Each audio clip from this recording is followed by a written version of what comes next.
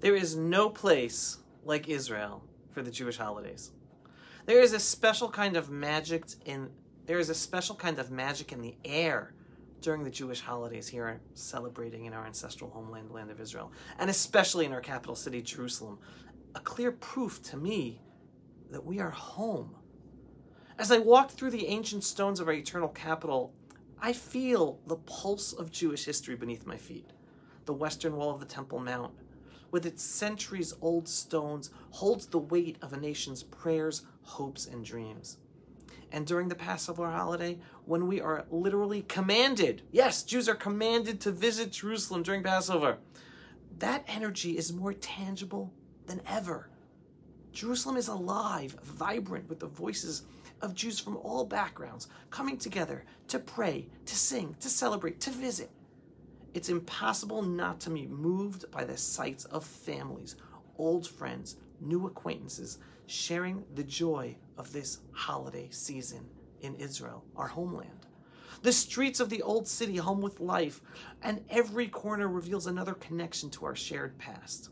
This is the beauty of our homeland, seeing Jews of every background and tradition coming together to celebrate our collective history.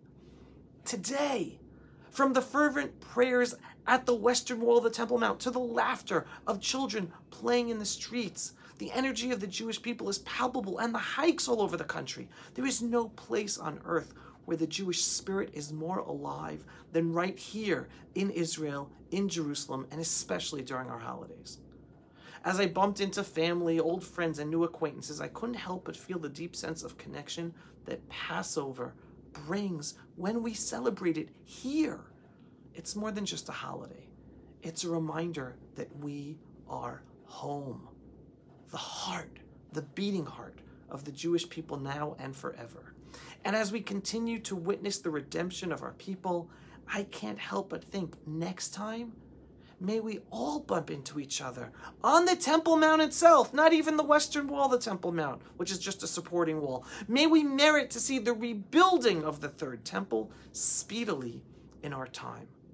And let's remember that the freedom we celebrate on Passover, it's not just a freedom from slavery of our ancestors centuries ago. It is a freedom to choose to live back here in our ancestral homeland, to raise our families here, and to continue our eternal connection to this land every day, not just on vacation, and to God. This Passover, as we hiked the trails of Nahal Og down near the Dead Sea with our children surrounded by families, grandparents, and teens, all smiling, laughing, and proudly living our heritage, it hit me once again. We are living in historic redemptive times. And we couldn't even do that hike because there were so many people and the lines were so long. But to that, like, unbelievable. We're home, all hiking our land. We're not just living history. We are fulfilling our destiny. Our exodus from slavery is not just about escaping oppression. It's about embracing our freedom to believe, to worship, and live as Jews in our ancestral homeland. And this is a reality that we owe to the heroes, to the Jewish heroes in earlier generations. We live on the shoulders of giants. This Passover, together with my family, we also spent a day hiking through the breathtaking trails outside of Jerusalem, near the city of Mevaseret Zion, specifically the Sataf Trail in the Jerusalem hills, just minutes from our ancestral capital, Jerusalem. The hills were alive with blooming wildflowers, the air thick with the scent of nature and the sound of children laughing, again as they were hiking and climbing among the ancient terraces with their families. There in the rolling hills of Jerusalem, we walked the same paths our ancestors once walked. In that moment, it was literally pure joy, family, nature, and freedom. But beneath the surface of every stone, every terrace in the hills, and every path is the story of our national miracle. The Sataf area just outside of Jerusalem is a living museum, a place where history comes alive. The ancient agricultural terraces, built by many Jews thousands of years ago, have been lovingly restored. But few realize the significance of this land and the area around Jerusalem, not only as a place of agriculture and heritage, but as a site of battle and sacrifice. In 1948, the Sataf region and the surrounding hills of Jerusalem witnessed fierce battles during Israel's War of Independence. The young Jewish fighters, many of them Holocaust survivors who just came off of the ships from Europe, some barely trained, they fought with raw courage to lift the siege on Jewish Jerusalem. The road to Jerusalem at the time was under siege by Arab forces controlling strategic heights like the Castel and Latrun. Jewish convoys were ambushed, and Jewish Jerusalem was literally starving on rations for food and water. We were alone, just as of how often been throughout history, with the international community indifferent to our suffering, only to stop us when we were finally winning the war. But against all odds, our people prevailed. The battles fought in places like the Castel and Shar Hagai and Neve Idlan and Kiryat Anavim around the Jerusalem area were brutal. Jewish fighters of the Palmach, the Haganah, and the Irgun climbed steep ridges under fire, armed with makeshift weapons and raw determination.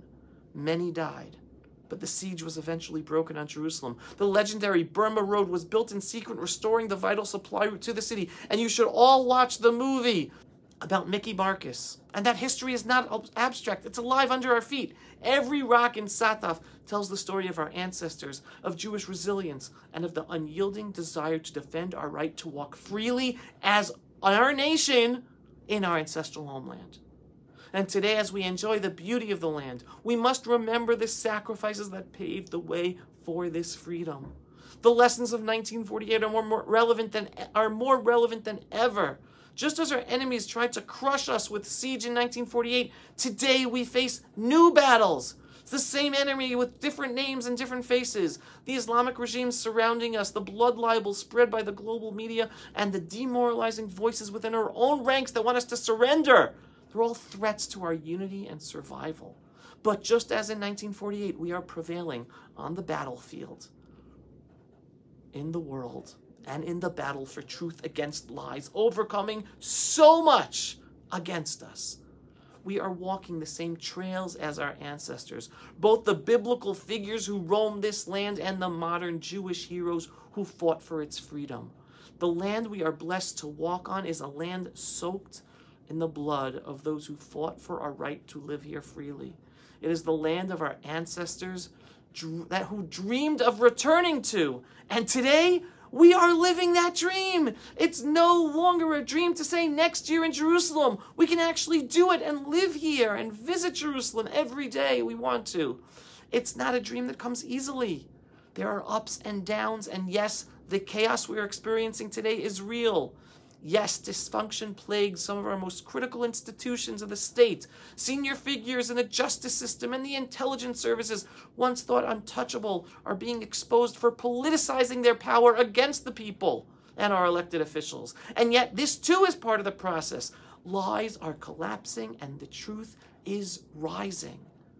And this is what redemption looks like. We think big words, redemption, redemption from the Bible. No, this is happening real time right in front of us in the real world.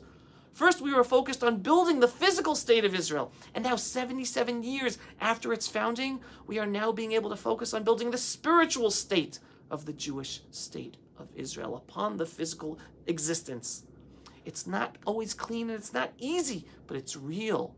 Darkness being dragged into the light. What we are experiencing is not just a political upheaval, it's a national and spiritual awakening, a time of deep reckoning, renewal, and clarity. And that's perspective you need in reading all the headline news. Don't be fooled by the noise. Don't let it demoralize you. Open your eyes to the bigger picture. The Jewish people is waking up. God is leading the way. And one tiny sample of seeing this process we can see on full display this Passover.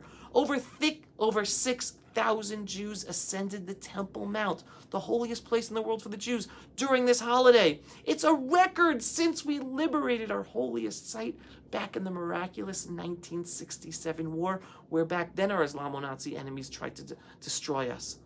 On the very site where the temple once stood and will one day stand again, a record number of Jews ascended our holiest place, a place that does not get enough attention from Jews, even though it is a central point of the Passover holiday.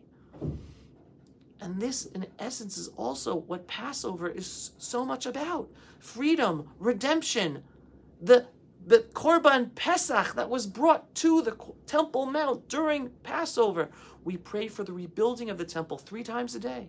But how many are truly internalizing what we're saying about that we want it rebuilt? How many realize that the Western Wall that they mostly visit when they come to Israel is just a retaining wall of the Temple Mount, the true place of holiness up above? For generations, Jews clung to the western wall of the Temple Mount because it was the closest place that our Muslim or Christian occupiers of our land would let us get to. But today, that's no longer the case. We can go up on top, not stop at the western wall, the retaining wall down below.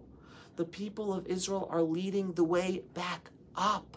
Slowly but surely, rabbis and rabbinic leadership is following the sentiment of the people who want to reclaim our holiness and our holy place. This is not just a Jewish halachic debate. This is a national mission of returning to understanding and internalizing our national identity, not just our religious identity. This is what it means to be back home, the indigenous people in our homeland. We are the generation of Geula, of redemption. We are the ones who are walking the land every day, ascending the Temple Mount, raising our families with pride, and standing with unshakable faith in our ancestral homeland where we belong. What a gift it is to celebrate the Passover holiday, not as a memory of past redemption, but as a living, breathing part of the redemptive story that we are living and continuing today. Am Yisrael Chai, and may we merit to see the complete Geula, redemption, and the rebuilding of our third temple speedily in our time. That's it for today's Pulse of Israel. Thank you so much for watching. If you are not yet a subscriber, for our daily, belief-based, inspiring, politically incorrect videos about Israel, the Jewish people, the freedom of living world, what are you waiting for? Go to pulseofisrael.com and click to subscribe. And yes, we are a donor-based operation. We need your support, donations big and small, as we are heavily censored across social media platforms. It's thanks to your donations that we're able to do our work and get our videos seen. So every once in a while, just go to pulseofisrael.com and click on the donate button. Shalom, everyone, and thanks for watching. Pulse of Israel, frontline videos from the Holy Land. Support our work by donating today.